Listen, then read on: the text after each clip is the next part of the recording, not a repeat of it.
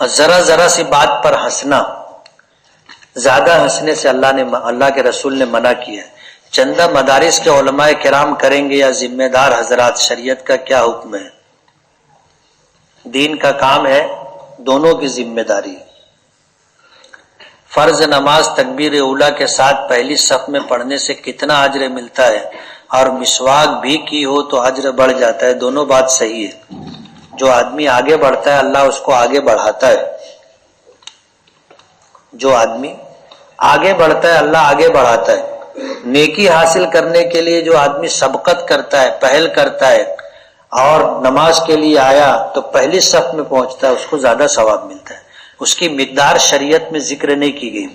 بعض مساجد میں جماعت کے وقت حی علی الصلاۃ پر صف لگائی جاتی ہے، یہ عمل کرنے سے نماز ہو جائے گی؟ ہو جائے گی۔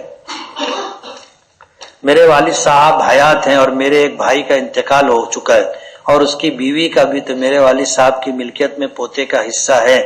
اگر دادا کی نرینہ اولاد یعنی کسی شخص کا انتقال ہوا اور اس کے بیٹے موجود ہیں تو پوتے وارث نہیں ہوں گے۔ بیٹی موجود ہے تو نواسی وارث نہیں ہوگی۔ لوگ صرف پوتے کا ہی پوچھتے ہیں اور ان کو اعتراض ہوتا ہے شریعت پر۔ تو میراث کا ضابطہ سمجھ لینا چاہیے کہ میراث ہمدردی کی بنیاد پر نہیں تقسیم ہوتی۔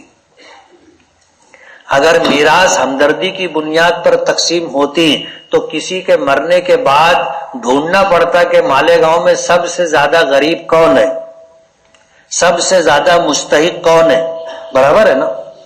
وہ ہمدردی کا مستحق ہے، اس کو میراث ملنا چاہیے۔ تو ہمدردی کی بنیاد پر میراث تقسیم نہیں ہوتی، بلکہ رشتہ داری کی بنیاد پر میراث تقسیم ہوتی ہے۔ اب ظاہر بات ہے رشتہ داری تو ہماری پوری دنیا سے ہے نا، یہاں سے ہم اوپر چلیں گے تو حضرت آدم تک جائیں گے اور حضرت آدم کی پوری دنیا اولاد ہے تو سب ہمارے رشتہ دار ہیں۔ تو کیا کسی کے مرنے کے بعد میراث پوری دنیا والوں میں بانٹیں گے؟ نہیں، اس کے لیے ضابطہ ہے۔ رشتہ داری میں جو پہلی صف میں ہوگا اس کو میراث ملے گی، اس کے بعد والے کو اس کی موجودگی میں نہیں ملے گی۔ اگر کسی شخص کا انتقال ہوا، اس کے بیٹے بھی ہیں پوتے بھی ہیں تو بیٹوں کو میراث ملے گی، پوتوں کو نہیں ملے گی۔ لوگوں کو کیا اعتراض ہوتا ہے کہ جیسے ایک شخص کا ابھی مسئلہ پوچھا کہ بیٹے کا انتقال ہو گیا، اس کا بیٹا ہے، اب دادا کی نرینہ اولاد ہے یعنی بیٹے ہیں، تو جو زندہ بیٹا ہے اس کا بھی پوتا رہتا ہے، اس کا بھی تو بیٹا رہتا نا، ہر گھر میں ہوتا ہے الا ماشاء اللہ۔ لیکن باپ کو ملا بیٹے کو نہیں ملا، یعنی دادا کا انتقال ہوا، میراث ان کے بیٹے کو ملی پوتے کو نہیں ملی، تو وہاں کسی کو اعتراض نہیں ہوتا کہ میرے ابا کے ملا موقع، سمجھ رہے ہو؟ تو ہمدردی کی بنیاد پر میراث نہیں ملتی۔ میراث کا ضابطہ یہ ہے کہ مرنے والے کا جو پہلے قریبی رشتہ دار ہوگا اس کو، وہ نہیں ہوگا تو اس کے بعد والوں کو ملے گا۔ 4 رکعتوں میں سے ایک چھوٹ جائے اور مسبوق کھڑے ہو کر پہلے ثنا پڑھے گا یا نہیں؟ مسبوق امام کے سلام پھیرنے کے بعد کھڑا ہوگا تو اپنی پہلی رکعت پڑھنے کے لیے کھڑا ہوا ہے جو اس کی چھوٹ گئی، تو پہلی رکعت جیسی پڑھی جاتی ہے ویسے پڑھے گا۔ اگر مقتدی امام کی تکبیر سے پہلے اپنی تکبیر ختم کر دے تو کیا نماز فاسد ہو جائے گی؟ نماز فاسد نہیں ہوگی، لیکن یہ عمل مکروہ ہے۔ ہم امام کے پیچھے ہیں تو ہر معاملے میں پیچھے رہنے کا، آگاؤ نہیں چلنے کا۔ لوگ کہتے ہیں کہ میں گھر میں کچھوا پالنے سے بربادی آتی ہے، تو کیا کچھوا پال سکتے ہیں یا نہیں؟ ایسا کچھ بھی نہیں۔ آدمی شیر پالنا چاہے پال سکتا ہے، شیر پالنا چاہے گدھا پالنا چاہے پال سکتا ہے، لیکن اگر جانور پال رہے ہیں تو اس کا کھانے پینے کا، راحت کا خیال رکھنا ضروری ہے۔ اور جانوروں میں وفاداری بہت ہوتی ہے،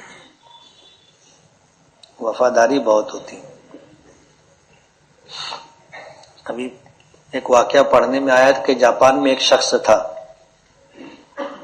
اس کو ریلوے اسٹیشن پر ایک کتے کا بیمار بچہ مل گیا، تو اس کو رحم آیا، تو وہ بیمار کتے کو بچے کو گھر لا کر کے اس کا علاج کروایا، اس کو پال لیا۔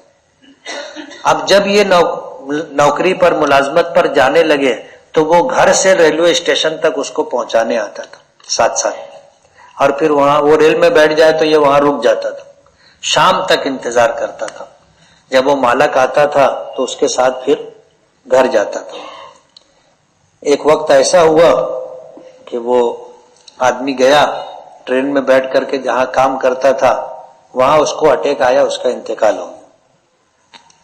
اب شام ہو گئی، ٹرین آ گئی، کتا انتظار کرتا رہا، ہر آنے جانے والوں کو دیکھتا رہا، اس کا مالک نہیں آیا۔ تو کتا 11 سال تک ریلوے اسٹیشن پر اس کا انتظار کرتا رہا، اور پھر ریلوے اسٹیشن پر ہی کتے کا انتقال ہوا۔ تو جاپان والوں نے ریلوے اسٹیشن کے باہر اس کتے کا مجسمہ بنایا جو آج بھی ایسے انتظار کی کیفیت میں بیٹھا ہے۔ تو جانوروں میں وفاداری ہوتی، انسان بے وفا ہوتا ہے۔ ان الانسان لکفور مبین، آج اس کی آئی کہ انسان کھلا کھلا ناشکر ہے۔ حضرت عمر فاروق نے فرمایا کہ جس پر احسان کرو اس کے شر سے بچو، جس پر احسان کرو اس کے شر سے بچو۔ اپنے جس کے اوپر احسان کرتے کل وہی اپنے کو گالی دیتا ہے، ایسا ہوتا ہے۔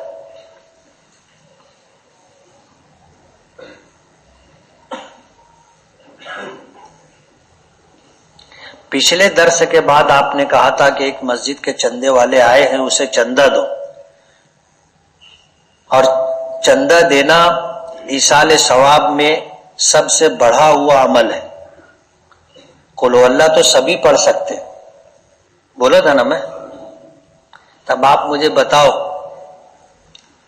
ایصال ثواب میں علماء نے لکھا ہے کہ مال خرچ کرنا سب سے بہترین ایصال ثواب ہے، اور ظاہر بات ہے کہ مال کے علاوہ دوسرے ایصال ثواب کے لیے جو اعمال کیے جاتے ہیں وہ اس سے کم درجے کے ہیں۔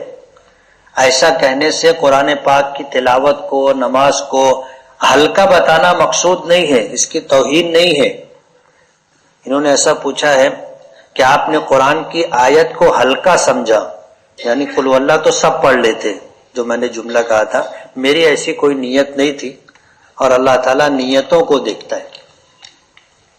جب ہم زمین کا لے آؤٹ کرتے ہیں تو اسکول کے لیے جگہ، اوپن اسپیس حکومت ہم سے چھڑواتی ہے، جبکہ ہم نہیں دینا چاہتے اور اس کا پیسہ بھی نہیں ملتا، تو حکومت کو اس طرح کرنا درست ہے یا نہیں؟ درست ہے، اس لیے کہ حکومت کا یہ قانون اور ضابطہ ہے کہ تم اوپن اسپیس کی بات کر رہے ہو یا امیونٹی کی بات کر رہے ہو، سرکار کا یہ ضابطہ ہے کہ پورا ملک اس کا ہے۔ اگر وہ آج آپ کا گھر ضبط کرنا چاہے تو بلا کسی وجہ کے بھی ضبط کر سکتی، سرکار کا یہ قانون ہے، آپ کو نہیں معلوم ہوگا، اس لیے سرکار کا یہ قانون ہے۔ اور یہ جو چھڑوایا جاتا ہے یہ تمہاری راحت کے لیے۔ اب تم اوپن اسپیس کی بات کر رہے، برابر ہے، اور گلی کیوں چھوڑتے؟ پورا کھیت تمہارا ہے، اس کا لے آؤٹ کیے تو اس میں گلی کیوں چھوڑتے؟ 15 فٹ کی، 20 فٹ کی، 30 فٹ کی، بڑا روڈ بھی رہتا ہے 50 فٹ کا، 100 فٹ کا، 80 فٹ کا، یہ کیوں چھوڑتے ہو؟ پوری زمین میں ایسے چوکور بنا دو نا، سب اپنے گھر میں ایسے جائیں گے۔ تو جس مقصد سے راستہ چھوڑا جاتا ہے تاکہ لوگوں کو راحت رہے، اسی مقصد سے اوپن اسپیس بھی چھوڑا جاتا ہے، اور سرکار کا یہ قانون ہے کہ اوپن اسپیس جو ہوتا ہے وہ اہل محلہ کی ضرورت کے لیے ہوتا ہے۔ اللہم صلی وسلم وبارک علی